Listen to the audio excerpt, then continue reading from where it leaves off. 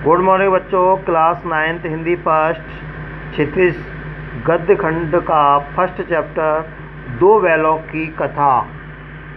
तो कल हमने आपको मुंशी प्रेमचंद का जीवन परिचय पढ़ाया। आज हम आपको दो बैलों की कथा पढ़ाएंगे। तो आइए शुरू करते हैं। प्रस्तुत भावात्मक कथा के माध्यम से लेखक प्रेमचंद जी ने किसान और पशुओं का भावात्मक संबंध स्थापित किया है। लेखक ने यहाँ बताया है कि स्वतंत्रता सबको प्रिय होती है और जब स्वतंत्रता सहज रूप से प्राप्त नहीं होती तो उसके लिए अनेक बार संघर्ष करना पड़ता है, अनेक तरह की यातनाएं झेलनी पड़ती हैं। निष्कर्ष रूप में यह कहानी स्वतंत्रता आंदोलन की भावना से जुड़ी हुई है। प्रेमचंद जी की यह कहानी पंचतंत्र और हितोपदेश की कथा परंपरा के उपयोग और विकास में सहायक बनी हुई है। तो यानी दो बैलों की कथा में ये प्रस्तुत भावात्मक प्रस्तुत किया है। अब पहला भाग स्टार्ट होता है। तो आइए पढ़ते हैं। जानवरों में गधा सबसे ज़्यादा बुद्धिहीन समझा जाता है। जब हम किसी आदमी को पहले दर्जे का बेवकूफ़ कहना चाहते हैं तो उसे गधा कहते हैं। सचमुच गधा बेवकूफ़ है या उसके सीधेपन की निरापद सहिष्णुता ने उसे यह पदवी दे दी है।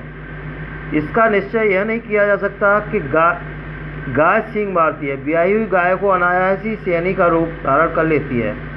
कुत्ता भी कभी बहुत गरीब जानवर है, लेकिन कभी कभी उससे भी क्रोध आ ही जाता है, किंतु गधे को कभी क्रोध करते नहीं सुना और ना ही देखा। जितना चाहो गरीब को मारो, चाहे जैसी खराब सड़ी घुसी घास सामने डाल दो, उसके चेहरे पर कभी असंतोष की छाया नहीं दिखाई देगी।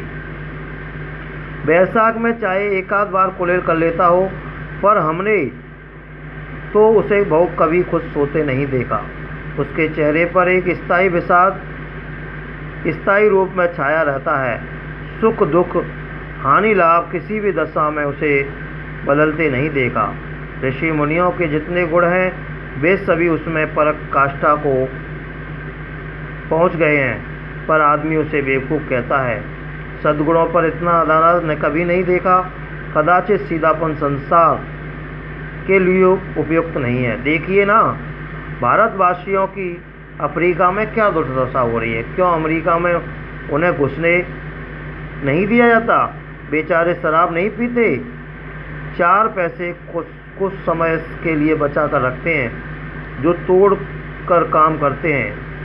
किसी से लड़ाई झगड़ा नहीं करते, 4 बातें सुनकर गम खा जाते हैं, फिर भी बदनाम हैं। कहा जाता है ये जीवन के आदर्श को नीचा करते हैं। अगर वे ईंट का जवाब पत्थर से देना सीख जाते तो शायद सभ्य कहलाने लगते। जापान की मिसाल सामने है। एक ही विजय ने उसे संसार की सभ्य जातियों से गढ़ बना दिया है। लेकिन गधे का एक छोटा भाई भी है, उसे कम गधा है, वह है बैल। जिस अर्थ में हम गधे का प्रयोग करते हैं उसी में मिलते जुलते अर्थ बछिया के ताऊ का भी प्रयोग करते हैं। कुछ लोग बैल को शायद बेवकूफ़ों में सर्वश्रेष्ठ कहेंगे, मगर हमारा विचार ऐसा नहीं है। कभी कभी मारता है बैल, कभी कभी अड़ियल बैल भी देखने में आता है, कभी कभी रीतियों से अपना असंतोष भाव भी प्रकट करता है। अतएव इसका स्थान गधे से नीचा है। जूरी काची के दोनों बैलों के नाम थे। दोनों पछाई जाति से देखने से सुंदर हैं, काम में चौकस, ढील में ऊंचे हैं। बहुत दिनों के साथ साथ रहते दोनों भाईचारा हो गया। दोनों आमने सामने या आसपास बैठे हुए एक दूसरे में मूक भाषा में विचार विनिमय, एक दूसरे के मन की बात कैसे समझ जाता हम नहीं कह सकते। अवश्य उनमें कोई ऐसी गुप्त शक्ति होगी जिससे जीवों की श्रेष्ठता का दावा करने वाला मनुष्य वंचित है। दोनों एक दूसरे को चाटकर सूंघकर अपने प्रेम प्रकट करते हैं। कभी दोनों सींग भी मिलाकर लिया करते हैं। विग्रह के नाते न कभी केवल विनोद भाव से, आत्मीयता के भाव से, जैसे दोस्तों में घनिष्ठता होते ही धौल धप्पा होने लगता है।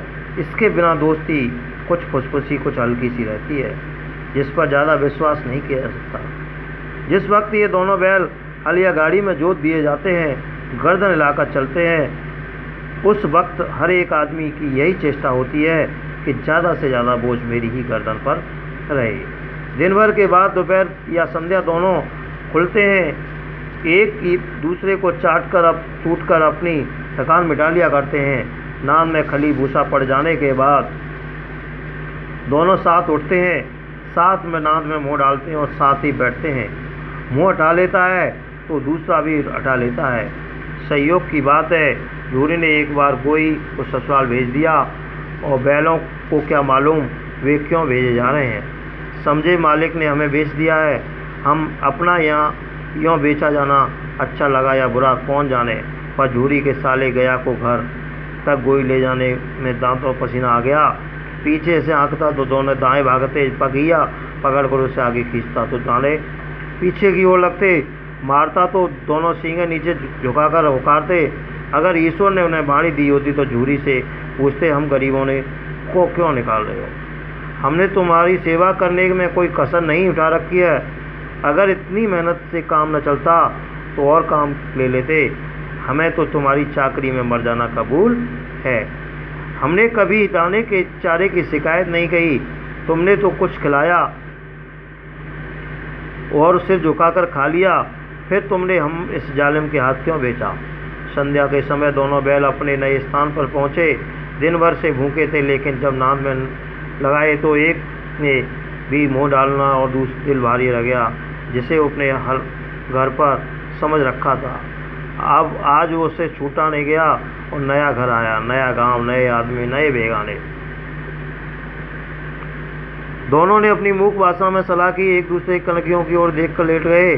जब गांव में सोता पड़ गया तो दोनों जोर मारकर पकड़े त्वार को घर की तरफ चल दिए। पगड़े बहुत मजबूत थे, अनुमान न हो सकता था कि कोई बैल उन्हें तोड़ सकेगा भी। इन दोनों ने इस समय दूनी शक्ति आ गई। एक एक झटके में रस्सियां टूट गईं।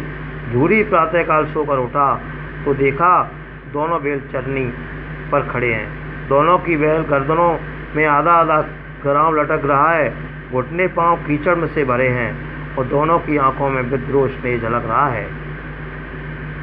झूरी बैलों को देखकर स्नेह से गदगद हो गया। दोनों उन्हें गले लगा लिया। प्रेम लेकर चुम्बन का हृदय हो गया। घर और गांव के लड़के जमा हो गए, तालियां बजाकर उनका स्वागत करने लगे। गांव के इतिहास में यह घटना अभूतपूर्व होने लगी, महत्वपूर्ण थी। बाल सभा में निश्चय किया दोनों पशु वीरों अभिनंदन पत्र देना चाहिए। कोई अपने घर में रोटियां लाया, कोई गुड़, कोई चाकर, कोई भूसी। एक बालक ने कहा, ऐसे बैल किसी के पास न होंगे। दूसरे ने समर्थन किया, इतनी दूर से दोनों अकेले चले आए।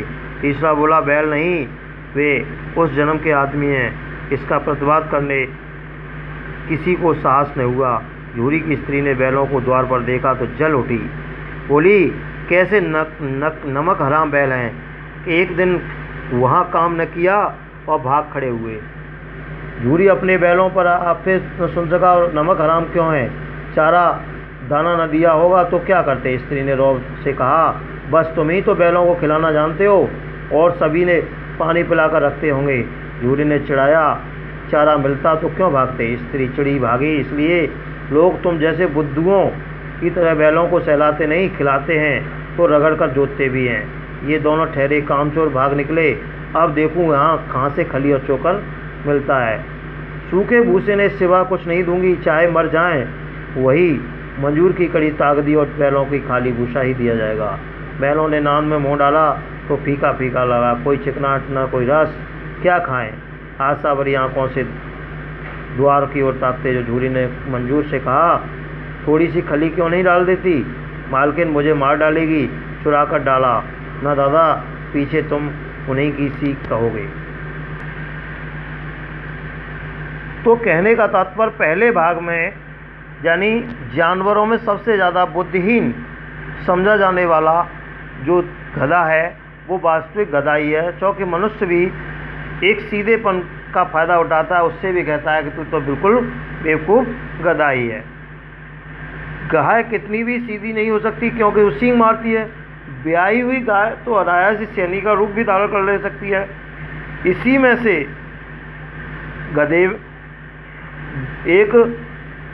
गधे का एक छोटा भाई भी होता है वो होता है बैल, जिसका अर्थ हम शायद प्रयोग करते हैं मिलते जुलते बछिया के ताऊ। तो यहाँ पर दो बैलों की कथा स्टार्ट होती है। झूरी और काछी नाम, झूरी काछी के दो बैल थे, हीरा और मोती। दोनों ही बहुत अच्छे थे, पछाई जाति के थे, बहुत ही सुंदर थे, दौड़ ढील अच्छा था, भाईचारा के साथ मिलजुल कर काम करते थे।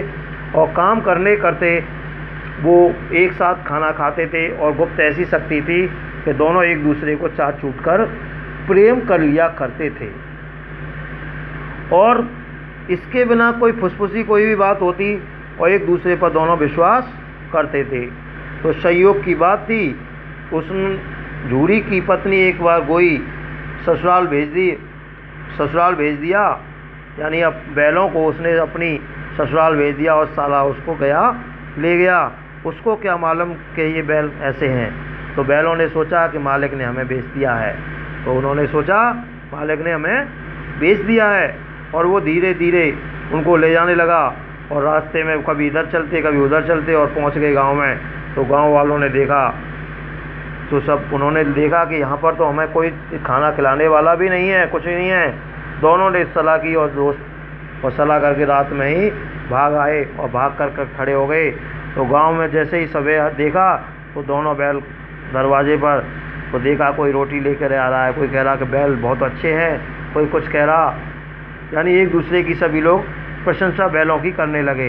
इतने में गया झूरी की पत्नी आई, बोली कैसे नमक हराम है जी बैल, यानी कैसे नमक हराम बैल हैं, जो थोड़ा सा काम पड़ा भाग खड़े आए।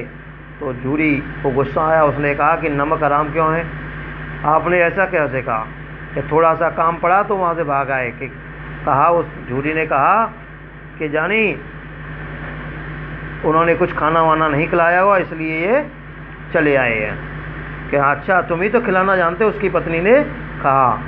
अब देखती हूँ इसके लिए कहाँ से चारा पानी खली भूसी आएगी। तो पहले पार्ट में ये यहीं तक है, अब आगे दूसरे पार्ट नेक्स्ट वीडियो में देखेंगे।